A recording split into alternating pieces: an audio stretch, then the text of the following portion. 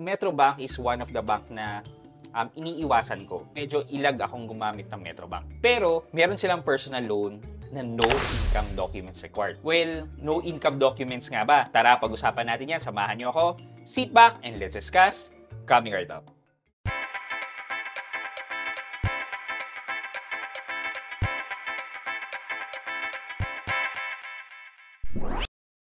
Hi guys, this is Pat and you're in Pat Quintos Review TV. So if you're new in my channel, I do reviews about entrepreneurship, small business, and personal finance na meron akong experience at ginawa ko na yan ng videos and playlist na makikita nyo dito sa taas. At kung bago ka dito sa channel ko, you may want to consider subscribing to my channel. Okay guys, so narinig nyo na nga kanina na medyo hindi ako in good terms na gumamit ng services ni Metrobank. Nagkaroon ako savings account with them before, and also payroll, ano pa ba, and credit card. Basically, na-experience ko naman yung services nila. And I don't know kung ganun pa ngayon, pero nung time na ginagamit ko siya, nasabi ko nga na parang medyo, higpit sa service charges. Katulad na lang na, di ba, kunyari, maintaining balance mo is 5,000 pesos. Once na nag-go below ka, kahit sabihin mong 4,900, nabawasan ng 100 yung maintaining balance mo, well, chargean ka kagad nila before na service charge. Hindi siya yung, sige, nag-below ako ng 100 ngayon, bukas dadagdagan ko, gagawin yung 200 para ma-recover ko yung na-below ko, para ma-meet ko yung average daily balance. Well, nung time na yon, nadedakan kagad ako ng service charge, which is 500 pesos. Sakit, no? Kaya parang sabi ko, ay, kalimutan ko na tong Metrobank na to. Pero yun nga, nag-scroll ako, naghahanap ako ng loan service na ma-share sa inyo, and I came across this personal loan ni Metrobank, which is no documents required sa mga credit card holders. Bakit ganun, no? Mas priority ba ang mga credit card holders? Well, to tell you the truth kasi, since bago ka magkaroon ng credit card is na-evaluate ang credit score mo, so kaya ka nabigyan kasi meron kang good credit score, and that's one of the basis nila. So, let's check itong personal loan. Okay, so let's go over dito sa Metrobank website nila, metrobank.com.ph/loans/personal loan-loan. Ayan. So, pagdating nyo dito, makikita nyo, ayan.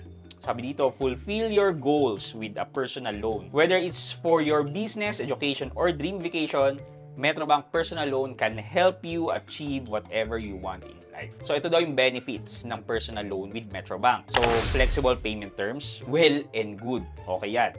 So, sabi niya, get a personal loan with a flexible payment terms and enjoy rates as low as 1.25% monthly add-on with the payment terms up to 36 months. So, maganda to kasi sumasabay siya sa mga personal loan ni BPI, Union Bank na up to 36 months yung term for payment. And yun nga, okay yung monthly add-on interest which is 1.25%. Okay, so ease of application, just apply online, yada yada. Fast personal loan approval, sabi dito, easy approved personal loan lets you receive the cash you need as quickly as possible. Loans are processed in as fast as 7 business days. At least meron kang ini-expect na 7 business days versus kay Uno Now personal loan, sabi niya is near real time, pero ewan ko. Okay, sabi dito, sizable loan amount. Enjoy one of the largest personal loan amount in the Philippines. Borrow to a maximum loan amount of 1 million pesos. Sabi naman dito, one of the largest personal loan. Hindi naman niya sinabing largest personal loan. So, si East West up to 2 million, si BPI up to 2 million, sila up to 1 million. Pero syempre, itong ganitong credit line is subject for credit investigation or credit evaluation. Minimal requirements. So ito, submit documents only, signed promissory note and disclosure statement, and valid Philippine government ID. Dito, medyo hindi nila kiniklear yung requirement. Pero itong requirement na ito will only be applicable sa mga clients na nila, and including yung mga credit card holders. Pero kung hindi ka pa credit card holders, like empleyado ka from outside, mag-apply ka ng personal loan, medyo madaming requirements din yan. Lastly, multi-purpose. There's no limit to use of the online personal loan. Use your loan for a variety purposes such as travel, yada, yada, yada. So, yan. At least alam na natin kung ano yung offer ni Metrobank Personal Loan. Okay, so meron silang personal calculator dito na makikita natin to compute kung magkano yung monthly amortization, and makikita natin yung fees. Okay, so let's take, for example, a 100,000 personal loan. Kasi minimum amount daw na mal-loan mo is 20,000. So, let's have 100,000 and let's select 12 months muna para makita natin yung annual percentage rate niya.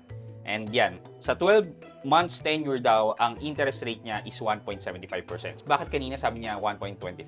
Well, computein muna natin and then makikita natin later on yung 1.25. So ito, ang estimated monthly amortization daw natin is 10,083.33 pesos. And merong one-time fees and charges ng 1,500 pesos. So yung 1,500 pesos is like the processing fee. Ito naman, tawag nila disbursement fee. Okay. So, kung ika-calculate natin yan, 10,083 pesos, 0.33 times 12, it would give us around 120,999.96.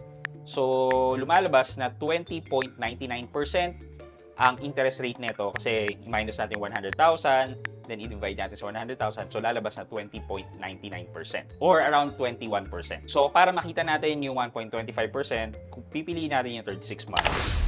Yan. So, the longer the term, the lower the interest rate. Pero syempre, mas marami kang babayaran ng interest. Okay. So, i-compute natin itong 36 months. Let's compute. So, lalabas na 4,027.78 pesos ang monthly amortization mo and the same disbursement fee or processing fee. Okay. So, 4,027.78 pesos times 36 months. Yan. Lalabas na 145,000.08 ang babayaran natin or ang total repayment natin. I-minus natin yung 100,000, 45,000 for 3 years, divide natin sa 3, lalabas na 15,000 per year ang interest na babayaran natin. I-divide natin yan sa 100,000, lalabas na 15% ang annual percentage rate na babayaran natin. So, mas matagal, pero mas malaki ang babayaran mo at mas maliit naman yung interest. So, ito, up to 1.25%. Pero yun nga, disclaimer na lang, syempre, habang tumatagal, mas malaki ang interest na babayaran mo. So, who are eligible to apply for a personal loan with Metrobank?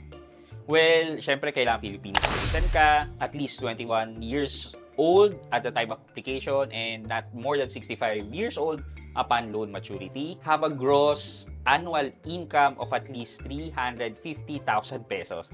Okay, 350,000. So, magkano monthly ang kailangang sweldo?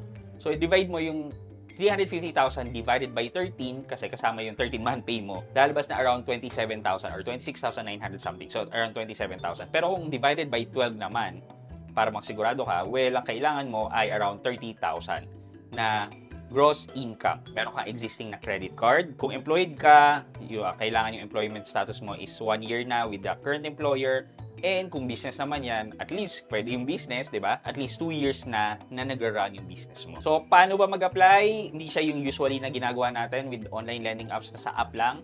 Well, ito, fill upan mo yung application form, and then dun sa application form, i-attach mo na yung documentary requirements dun sa application mo, and then maghihintay ka ng tawag, and then after that tawag, kasi yun na yung credit investigation nila or evaluation, then makakatanggap ka ng SMS or email, and then eventually makakatanggap ka ng call dun sa loan officer na magpa-process na ng disbursement. Nakita na natin what Metrobank personal loan offers. Kamusta to when it compares with other personal loan na na-discuss na natin. So, syempre, unang-una pa rin ang BPI, nasa around 14.40% ang annual percentage rate niyan. Followed by ang BDO na nasa 15% APR din. Well, pwede natin isingit din dito si Metrobank kasi meron siyang 1.25% or around 15% annual percentage rate if you're going to get the 36 months. Pero kung 1 year lang ang tenure mo, well, nandun tayo sa 20%. So, either nasa pangatlo or pang-apat si Metrobank personal loan. Then followed by, Union Bank, East, West, and then the credit card, and then the possible naman na gumanda na si Metrobank. And yung na-experience ko before with them, baka nagbago na sila. Okay, for our question of the day, have you tried banking with Metrobank? What's your experience with Metrobank? And sa mga hindi pa nakakapag-bank or nakakapag-avail ng services ni Metrobank, ano yung usually pumapasok sa isip nyo pag sinasabing Metrobank? So, isulat nyo yan sa comment section sa baba and may chance kayong manalo ng 1,000 pesos sa ating weekly GCash giveaway. And, syempre, huwag niyong kalimutan maglagay ng hashtag Road to 75k subs and mag-like and subscribe dito sa aking channel for your chance naman na manalo ng isang cellphone sa ating 75k milestone giveaway. Yun lang muna po for today's video, but before we end this video, mag-shoutout muna tayo at shoutout kay at user NQ4DP6QZ8U. Sabi niya, #road to 75k subs. Ang sama naman ng pautang nila. Paano kung pang-start ng business? Pa-shout out po from Tacloban City. Shoutout po sa inyo and thank you for watching and supporting my channel. Yun lang muna po for today's video. I hope you can like this video. Leave a thumbs up, and if not, wala namang problema dyan, but continue to support me by subscribing to my channel by clicking the subscribe button and also the bell button sa tabi ng subscribe para makareceive kayo ng latest notification sa lahat ng upload ko. Again guys, this is Pat Quinto and you're in Pat Quinto's Review TV. Bye-bye!